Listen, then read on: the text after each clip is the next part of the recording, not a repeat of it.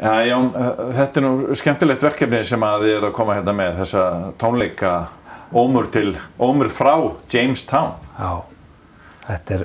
Segðu hvað aðeins frá þessu með þennan við úr þessu skipi sem að strandaði í höfnum fyrir meira en öld síðan. Já, þetta er svolítið merkilegu viður þarna sem að mér skilst að átt að fara til England sko og nota þeim til lestarteina sko. Mín kynni fyrst að þessum við sko voru þau að ég var með verktakafyrirtæki heim í Keflavík og þar fengum við að gera upp eldsta húsið í Keflavík sem að heitir Þorvararhús og er á Vallagötunni. Og þegar að það var held ég 1992 eða 3 eitthvað svoleiðis sko og þegar að hérna við byrjuðum á verkinu og þá var okkur tjáð að þetta væri klæðningin utan á húsinu væri úr þessu skipsstrandi Jamestown sem ég hafði aldrei heyrt á þetta minnst á þeim tíma sko. En við þurftum að taka, því við fengum leyfi til að byggja við húsið, þá þurftum við að taka einhverja 12-14 plankur húsinu og eigandinn ætlaði svo bara að nota það í stigan upp á aðra hæðið eitthvað eða þetta var góðu viður og hérna. En svo fór ég að læra fiðlusmíði og þá fór ég að hugsa þessa planka því að það var alltaf talað að það væri gott að geta fengið við sem að væri búin að sko, hvað segir maður, brjóta sig eða væri orðinn gamall. Í hljóðfæri, væri hann betri í hljóðfæri? Já, hann sko að því að viður sko þannig og þetta er greni sem að er í framhlið á fiðlunum og það þannig að þegar að hann eldist þá verður hann harður og endanum náttúrulega eftir milljónir ára breytist hann í grjót en 100 ára gamall viður er orðinn svo harður að hann víbrar svo vel og hljóðið í þessum hljóðfærum byggist orðið mikið upp á víbringi. Þannig að mér var hugsað til þessa planka þarna þegar ég kom heim eftir fyrsta árið og fór ég til eigandans, hans Óla Ásmunds og spurði hvort hann ætti eitthvað bút af þessum plönkum sem ég geti fengið að skoða og hann sagði bara ég á alla þessa planka hérna ennþá og þú mátt eiga þá ef þú getur notað þá. Þannig að ég bara hringdi í pappa og við náðum í plankana og tókum þá heim og svo ég búinn að vera að nota þetta til þess að smíða úr sko. Búinn að ná að smíða nokkrar framhliðar á fiðlu sko en hef aðalega notað þetta í bassabjálka og sálir sem að kalla sko. Bassabjálki er bjálki sem er límdur við framhliðina á hljóðfærunum og hjálpar djúputónunum að dreifast plötuna framhliðina og sálin hún tengir saman bakið og framhliðina og flytur víbringin frá stólnum úr framhliðinni og niður í bakið. Og það sem að því hann er orðinn svona harður þessi viður, þá er hann orðinn svo góður leiðari og hann leiðir víbring alveg rosalega vel og ég hef alveg heyrt mun á hljóðfærum við að nota bara nýjan við eða þennan gamla við. Það er bara hægt að heyra það alveg. Ertu búinn að smíða mörg hljóðfæri úr Jamestown viðnum? Það er sko, ég nota náttúrulega í öll mín hljóðfæri nota ég þennan við í bassabjálk og sálirnar sko, en það eru komnar einhverja 4 fiðlur sem eru með framhlið úr þessum við sko. Erum við þá að tala að þau hljóðfæri séu eiginlega algjörlega Jamestown hljóðfæri? Já, það má eiginlega alveg segja það sko, að því að framhliðin sko, hún er hljómplatan. Hún er hljóðfærið. Það sem skiptir mestu máli. Já, skiptir aðalmáli og ef við hugsaum okkur hátalara að þá er þetta bara eins og bassakeila og tvítirkeila og hún sko víbringurinn úr henni býr til þetta hljóð. Hvernig er þessi markaður, ef ég spyr svona viðskiptaspurningu, eru tónlistarmenn á Íslandi, tónlistarfólk að kaupa í hljóðfærabúðum eitthvað sem kemur frá útlöndum eða er það að koma til þín eða er þetta svona bæði og? Þetta er bæði og. Það er rosalega mikið, sko þetta er náttúrulega fyrir það fyrsta, þá er Ísland rosalega lítið í stóra samhenginu. Það var alltaf talað í skólanum að það þyrfti 1 milljón manns fyrir einn mann eins og mig, svo einn maður eins og ég myndi þrífast sko. Já. Og en ég hef verið svona þokkalega lánsamur að geta selt eitt og eitt hljóðfæri en svo er ég náttúrulega að sinna viðgerðum á hljóðfærum og það er í rauninni svona lifibrauðið í þessu. En svo koma svona kúnnar eins og Vigdís Másdóttir sem keypti mér þessa víólu. Hún datt bara hérna inn og varð ástfangin að þessu hljóðfæri. Þannig að já, ég næ að selja svona, ég segi kannski ekki alveg 2 hljóðfæri á ári en kannski 1 hljóðfæri á ári. Já, þetta ekki meira? Nei, því miður. Af því að sko, ég gæti smíða 10 fiðlur á ári ef ég gerði ekkert annað en að smíða fiðlur. Já, ok, þetta svo tímafrekt. Þetta dálítið tímafrekt, já. Þetta tekur svona, sko, sjálf smíðin á hljóðfærinu 5 vikur. Síðan lökkunarprósess sem að tegir sig yfir svona 2,5 mánuð, sko. Af því að þá maður að setja umferð á, leyfa því að þorna í 0,5 mánuð og svo það maður að pússa niður og setja aðra umferð og þetta svona ansi tímafrekt. Þannig að svona heildartíminn á einu hljóðfæri frá því að maður byrjar á því og þangað til að tilbúið til spilunar svona 3,5 til 4 mánuðir. Þannig að við erum að tala cirka, hátt í 1,5 árs vinnu á bakvið 4 hljóðfæri sem að konarnar að fara að nota á þessum tónleikum. Já. Sko fiðlurnar og víóluna en svo eftir á móti... En þá meira fyrir sellóið? Sellóið, það svona 4,5 mánuðir. Já, við erum komin í 1,5 ár. Já, það Og svo fékkstu meiri við eða ekki, hvernig var það? Fékkstu meiri við úr skipinu? Eða þetta það sem þú átt? Þetta það sem ég á. Það bara, og það gengur svolítið svona hratt á það en samt sem áður sko að sálin hún ekki nema 6 mm í fiðlu og 45 mm löng. Þannig að ég á töluvert efni í það en þegar maður komin upp í selló og kontrabass, tala nú ekki kontrabassa, þá þetta fljótt að fara. En ég held að ég eigi alveg byrðir út mitt líf. Já. Þannig að það bara gott mál. En þetta þá dýrmætu viður? Við getum sagt að það sé dýr? Já, ég myndi segja það. Sko, þú ferð ekkert út í búð og kaupir sko, við sem kom til landsins fyrir 138 árum síðan. Það bara ekki, hann hvergi til nema bara í þá húsum sem voru byggð á þessum tíma. En síðan kemur þessi hugmynd hjá þér og ykkur að halda tónleika með hljóðfærum úr Jamestown. Hvernig gerist þetta allt saman? Þú náttúrulega tengist Jamestown, það orðið búið að stofna félag í kringum Jamestown strandið og þar ert þú. Þannig að þetta tengist allt saman. Þetta tengist allt saman. Það var nú svolítið skondin saga að segja frá því þegar ég var boðið að vera í stjórn þarna á Jamestown á hún Helga Margrét Guðmundsdóttir, hún sem svona primus motor í félaginu. Hún vinnur í útvarpshúsinu og var einn dag að taka lyftuna upp á sinn vinnustað og það háttar þannig til að í annarri lyftunni spilur Rás 1 og hinni lyftunni spilur Rás 2 og hún segist alltaf velja lyftuna sem það sem Rás 1 og þá var ég akkurat í viðtali hjá henni Sigurlegu Margréti Jónasdóttur á Rás 1. Á Rás 1 sko og akkurat þegar Helga kemur inn í lyftuna að segja frá þessum við sem ég að nota í hljóðfærin sem kom úr þessu skipi Jamestown og þá var hún akkurat nýbyrjuð að hugsa þetta strand. Þannig að hún bara hringir í mig bara með þetta samme og ég bara sanga það inn í hópinn og búin að vera í honum alveg frá stofnun sko. Og þetta alveg meira skemmtilegt starf sko. Það sem við erum að reyna að finna út hvert viðurinn fór, í hvað var hann notaður og ef það eru hús ennþá standandi sem eru með byggður þessum við að þá viljum við merkja þau sérstaklega, þú veist að þetta sé úr þessu strandi. Það svona hlutverk félagsins Jamestown félagsins að það að finna út söguna, hvaða hús eru, hafa verið, hvað þessi viður hefur verið notaður í hvaða húsum á Íslandi. Mörgum á Suðurnesjum og enn líka víðar. Já, þetta ég heyrði einhvern tímann sagt að það hefði verið byggð hús úr þessu alveg frá Rangárvöllum og upp í Borgarfjörð sko, á því svæði sko. Af því að þetta var alveg gríðarlegt magn af timbri sko, þetta voru 100.000 plankar sem voru sko 3 tommur sinnum 12 tommur. 2,40 upp í 3 metra á lengd.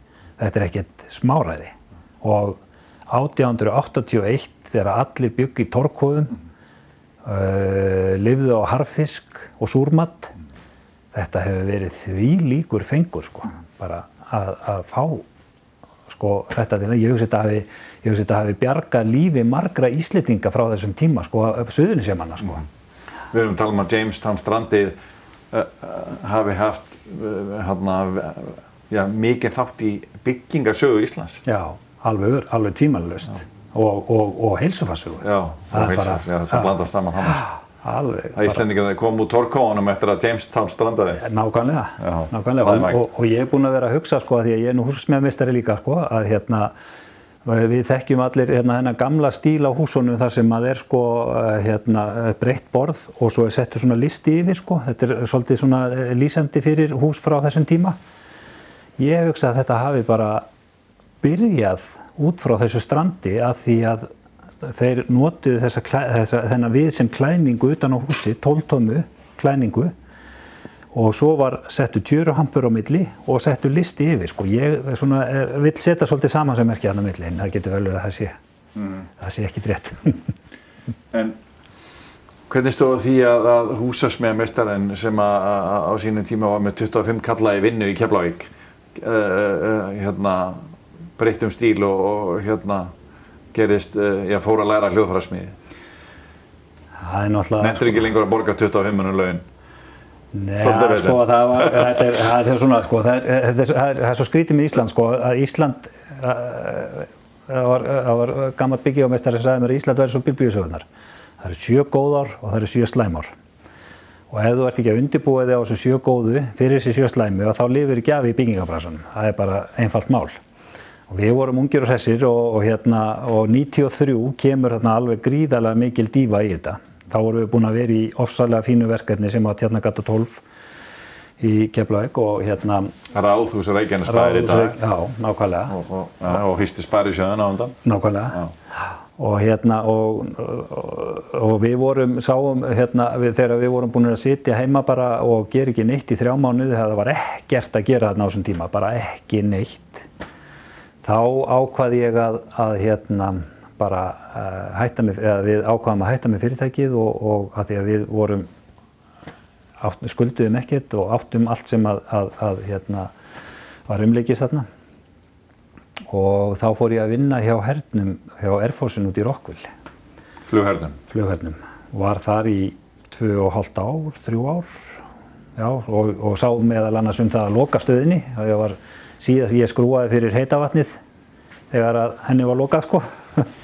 En svo fannst mér fannst það aldrei sko ekkert sérstaklega sko skemmtilega eða krefjandi vinna sko. Ég þyrsti í eitthvað annað sko. Þá var maður ungur og hress og okkur langaði dálítið mikið og höfðum mikið talað það ég og frúin Jóna Björk, kona mín, að okkur langaði til þess að búa erlendis og svona vera í annarri menningu og kynnast öðru þjóðfélagi og svona, þannig að þá datt mér í hug að láta gamlan draum rætast, af því að ég hef oft verið að tálka dálítið mikið og svona og sker út og Ellingur Jónsson, handhafanleikennari, hann kenndi mér vel útskurð og þannig að ég ákvað að sækja í fiðlusmíðar. Datt þetta bara allt í einu hug, fór og talaði við Kjartan Má sem var tónlistarskólastjóri þá, sem bæjarstjóri okkar núna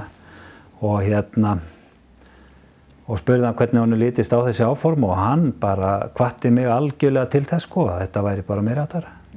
Og ég fór, þetta var 3 ára nám, bjuggum í Englandi í rúm 2 ár og svo fekk ég að taka 3. ári hérna heima. Hvar var þetta í Englandi? Þetta er í miði East Midlands heitir þetta er rétt við Nottingham. Þetta er bara við Skíriskó, það sem að Rói Höttur var. Virkilega skemmtilegt og England er alveg frábært. Frábært að búa í Englandi og gott að búa í Englandi. Veit ég hvernig það er núna með þetta Brexit-dæmi allt saman en á þessum tíma fyrir 20, það er nú komin 23, 22 ár síðan ég flutti út sko. Þá var þetta alveg bara æðislegt að búa það. Þannig að og við tók síðan bara alveg nýtt líf og þú fluttir í höfuðborgina og ert að sýsla með hljóðfæri alla daga og sem sagt mesta vinnan í viðgerðum. Já, mest í viðgerðum. Skiptum hár í bógum, það þarf að skiptum hjá atvinnuspilurum, þeir sumir skipta á hálfsársfresti, 6 mánaða fresti hár. Það eru þá hrosshár sem ég nota í það sko, sem ég fæ frá Englandi sem kom frá Mongólíu. Og svo ég að gera við alveg mikið af hljóðfærum fyrir tónlistarskólana og fyrir symfóníuna og það bara, já, þetta það sem ég að bjástra við svona daginn út og inn. Og svo ég að smíða, í þeim tíma sem ég hef. Já. En varðandi tónleikarna sem að þú ert að tengja við Jamestown og en það fleira sem spilar inn í þetta. Þetta verður mikil sál í þessum tónleikum. Þú ert að tala aðalega úr fjölskyldu konunar sem að tengjast þessu líka. Já, það Landgafa konunar. Já, hann var fæddur á Gauksstöðum í Garði árið 1871, hét Álfur Magnússon og var svona, ef ekki að segja, bara svona svolítið Sölvi Helgason. Og samdi mikið að ljóðum, orti mikið að ljóðum og ég samdi nokkur lög við það og við erum búin að útsetja eitt lagi fyrir kvartett. Við gerðum það reyndar í fyrra þegar ég var á listahátíð með kvartettspil líka. Og þá að flytja það og ég að reyna að fá frænku mína til þess að syngja með, af því að það svo stór partur af laginu, söngurinn eða textinn. Þannig að það verður gaman. Þetta verður ótrúlega, ég veit ekki hvort að ég lifið af með geðsýraringu þessa tónleika sko, því að það að spilað á hljóðfæri sín og laga eftir sjálfan sig. Já, gerist ekki mikið betra? Nei, ég held ekki. Hefurðu verið að sýsla eitthvað sjálfur í tónsmíðum eða flutningi eða? Nei, í raunin ekki sko. Lærður einhvern tímann á hljóðfæri? Ég reyndi það, já. En svo bara, ég reyndi að fór í tónlistarskóla Reykjanesbæjar þegar ég man ekki hvort ég var 10-11 ára gamall eða eitthvað. Og þá vildi ég læra gítar sko, eins og allir sannir popparar náttúrulega. Ég var alinn upp á Sólvallagötunni í næsta hús eiginlega við Rúna Júl og svona sko, þekkti Rúna mjög vel og bróðir hans pappa var fyrsti trommari hljóma og mig langaði til að læra á gítar og þá var bara sagt að gítar væri bara fyrir einhverja síðhæra poppara sem það var engin framtíð í því og ég ætti að læra á trompet. Og það endist í hálft ár að reyna að ná einhverju hljóðu og trompeti og það endaði með því að ég bara skilaði því inn og fór bara. Svo bara þegar ég var 13 ára gamall eða 14 þá rölti ég út í tónlistarbúð og keypti mig gítar og gítarbók Katrínar Guðjónsdóttur og lærði þetta bara sjálfur. Og síðan hef ég svona gutlað á gítar sko. En svo mér hefur aldrei dottið í huga að semja nein lög eða eitt eða neitt. Kom það bara allt í einu? Já, þetta var alveg ótrúlega skrítið. Ég er mjög forvitinn fortíðina og var að lesa í bók sem heitir Frá Ystu-Nesjum og þar þáttur þennan Ál Magnússon og svolítið að ljóðum frá honum. Og var alltaf með bókinn inn á vegstæðinu hjá mig bara og var að lesa svona í gegnum þetta svona öðru hvoru með vinnunni og svona og svo einn daginn þá greip ég gítarinn og ég vissi ekki fyrir á 2 dögum þá var ég búinn að semja lög við 11 ljóðabálka. Það var alveg ótrúlegt, það var bara eins og að lögin kæmu svona til mín bara út úr ljóðunum. Það var alveg magnað. Og eitt af þessum lögum verður flutt þarna á tónleikunum. Það heitir Horfin æska og mjög sterkur texti við það lag sem og skemmtilega. Voru textanir þetta voru lög við textana frá Álfi? Já, allt saman. Það var alveg, og síðan hef ég ekki samið eitt lag. Nei? Nei, þetta bara kom bara þarna. Og hvernig samdirðu þau? Bara á gítar. Á gítarinn? Já, og það er svo magnað sko að ég prentaði út textana og skrifaði hljómana við þá sko. Ég les ekki nótur og svoleiðis sko, þannig að ég gat ekkert verið að skrifa nótur við þetta sko. En bara fyrsta spilunin á hverju lagi festi svo rosalega í hausnum á mér að ég gleymi þeim aldrei. Og ég ekki bara tekið upp gítarinn reyndar þarf ég að hafa textablaði fyrir frá mig og spila lagi bara eins og það var þegar ég samdi það.